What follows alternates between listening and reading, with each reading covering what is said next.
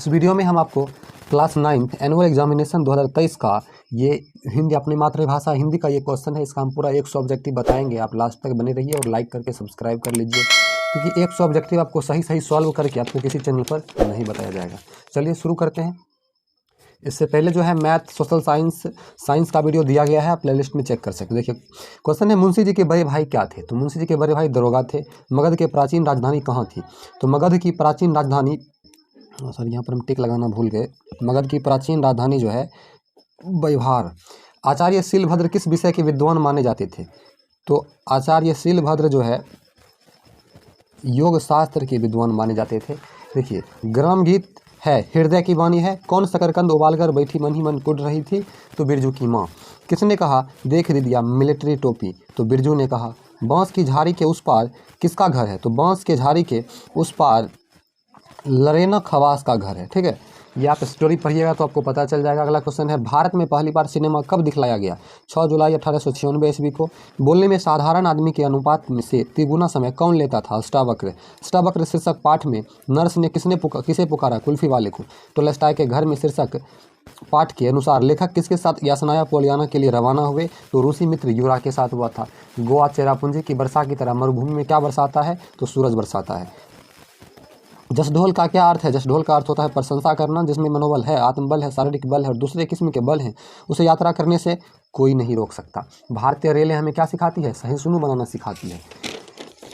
देखिए आपका 16 नंबर प्रश्न, निबंध लेखन का सही ज्ञान होने के कारण छात्र परीक्षा के दिनों में कहाँ भटकते हैं? पुस्तक की दुकानों में। सूखी नदी का पुल शीर्षक पाठ में स्टेशन के बाहर क्या लगी हुई थी? तो जीप लगी हुई थी। शिक्षा में हेरफेर शीर्षक निबंध के रचयिता कौन है? रविंद्रनाथ टैगोर हैं। रविंद्रनाथ टैगोर आवश्यक शिक्षा के साथ किसके पाठ को मिलाने की बात करते हैं? स्वाधीनता के पाठ को। अंग्रेजी भाषा है, विदेशी भाषा है। टोल्स्टॉय के पुस्तकालय में कितनी पुस्तकें थी? 24,000। लीलावती कितने वर्षों के बाद नैहर लौटी है? 13 से 14 वर्षों बाद। बाल्यकाल की शिक्षा में भाषा के साथ भाव नहीं होता।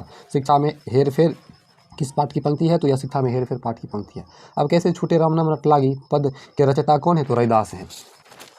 देखिए गुरु गोविंद सिंह सिखों के 10वें और डैश गुरु थे? तो अंतिम गुरु थे। खालसा पंथ की स्थापना किसने की थी? गुरु गोविंद सिंह ने की थी। रहीम का अर्थ क्या है? जो सहायता करे। अयोध्या सिंह उपाध्याय हरियोध की रचना निम्न में से कौन है? तो प्रिय प्रवास है। पलक पावरी के रचयिता कौन है? अयोध्या सिंह उपाध्याय हरियोध है।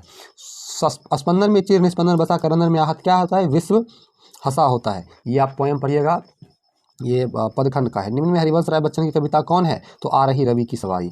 कवि केदारनाथ अग्रवाल के अनुसार किसकी खेती करने के इससे पूरा हिंदुस्तान मिलेगा? तो गीतों की खेती करने को पूरा हिंदुस्तान मिलेगा। वीडियो को आप लाइक कर दीजिए, आप लाइक नहीं करते हो। अगला क्वेश्चन है, केदारनाथ अग्रवाल का जन्म कब हुआ था? तो 1911 ईस्वी में हुआ था। 9 किरण का रथ सजा है, कली सुकुम से डैश, तो पथ सजा है। कुछ सवाल शीर्षक कविता के रचयिता कौन है? पाब्लो नेरुदा है। समुद्र शीर्षक कविता किसकी तीखी आलोचना करती है? तो उपभोक्तावादी संस्कृति की। लानत का अर्थ क्या होता है? तो भर्त्सना होता है। कहने को कहा जाता है कि न्याय में देरी न्याय की क्या है? अवहेलना है। निम्न में कौन राजेश जोशी की रचना नहीं है? तो चाहे जिस शक्ल में। दीप बुझे हैं जिन आँखों के, इन आँखों को डैश मिलेगा? ज्ञान मिलेगा।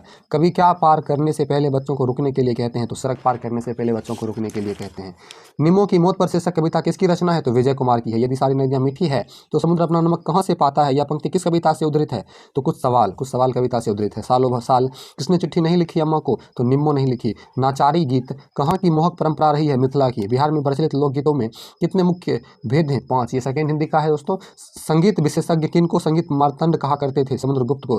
ध्रुपद का ध्रुव किसे कहा जाता है? तो पंडित चतुर मलिक को। झिझिया कैसा नृत्य है? तो नारी नृत्य, इसमें लड़कियां डांस करती है। देखिए मोथा सिंह किस नृत्य का भरपूर विकास किए थे? तो गुड़िया नृत्य का। पटना कलम के अंतिम महत्वपूर्ण चित्रकार हैं राधा मोहन प्रसाद। आपातकाल और जयप्रकाश नारायण शीर्षक चित्र श्रृंखला किसने बनाई? उपेंद्र महारथी। गंगा मैया तोहे पियरी चढ़ैबो नामक भोजपुरी फिल्म के निर्माता कौन है? तो विश्वनाथ शाहवादी हैं। लोक नाट्य कला में सर्वाधिक योगदान किसका है? तो भिखारी ठाकुर का है।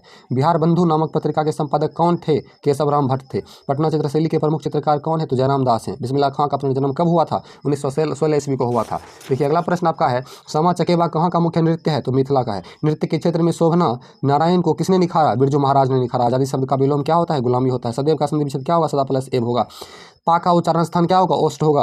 निम्न में शुद्ध वर्तनी कौन सा है? तो ये होगा पत्नी का शुद्ध वर्तनी। अंधा बनाना मुहावरे का अर्थ क्या होता है? धोखा देना। जिसकी उपमा ना हो उसके लिए एक शब्द कौन सा होगा? अनुपम होगा। आगे बढ़ते हैं, आप वीडियो को लाइक कर दीजिए। देखिए कागज का विशेषण क्या होगा? कागजी। निम्न में तत्सम शब्द कौन सा है? संधिया। कारक के कितने भेद होते हैं? तो 8 भेद होते हैं। कलम संज्ञा है कौन सा? व्यक्तिवाचक। सेना शब्द क्या है? स्त्रीलिंग है। सर्वनाम के कितने भेद होते हैं? तो 6 भेद होते हैं। अध्यापक शब्द का स्त्रीलिंग रूप क्या है? अध्यापिका। हम खा चुके किस वाक्य का उदाहरण है? तो मिश्र वाक्य का। निबंध शब्द में उपसर्ग कौन सा है? तो नी उपसर्ग है।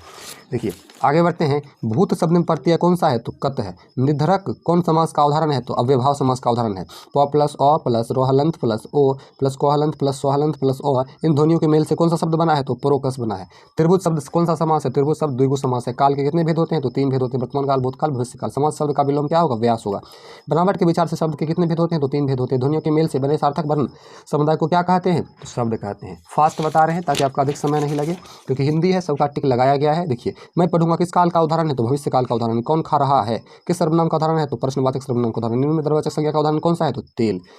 अंगों का उच्चारण स्थान कौन सा है? तो मूर्धा है। महेंद्र का संधि विच्छेद क्या होगा? मही प्लस इंद्र होगा। हमारे देश भारत में भाषा के कितने रूप मिलते हैं? तो 3 रूप मिलते हैं। गुरु ने शिष्यों को शिक्षा दी। रेखांकित शब्द में किस कारक का उदाहरण है? तो रेखांकित है ने, तो ये कर्ता कारक का उदाहरण है। अनुस्वार क्या है? अनुस्वार व्यंजन है। चलिए 92 में आते हैं। जिस स्वर के उच्चारण में तिगुना समय लगे उसे क्या कहते हैं? तो उसे प्लुत स्वर कहते हैं। 2 वर्णों के मेल से होने वाले विकार को क्या कहते हैं? संधि कहते हैं। निम्नलिखित में कौन शब्द शुद्ध है? तो अधीन। विसर्ग संधि का उदाहरण कौन सा है? तो निह प्लस फल है। मिठास शब्द संज्ञा है, भाववाचक संज्ञा है। भिक्षा शब्द क्या है? तो तद्भव है। आरोप शब्द है, पुल्लिंग है। आंख का पर्यायवाची क्या है? तो नयन है। और लास्ट आपका 100 नंबर का है। आप भला तो जग भला किस सर्वनाम का उदाहरण है? तो निजवाचक सर्वनाम का उदाहरण है। केवल आपको 7 मिनट में 100 ऑब्जेक्टिव बताए हैं। आप वीडियो को लाइक करके चैनल को सब्सक्राइब कर लीजिए। ये आपका सब्जेक्टिव है। अगर सब्जेक्टिव जानना है तो कमेंट बॉक्स में लिखिए, जरूर बताएंगे। या आप प्रश्न देखना चाहते हैं तो स्क्रीनशॉट आप ले लीजिए। थैंक यू, मिलते हैं अगले वीडियो में।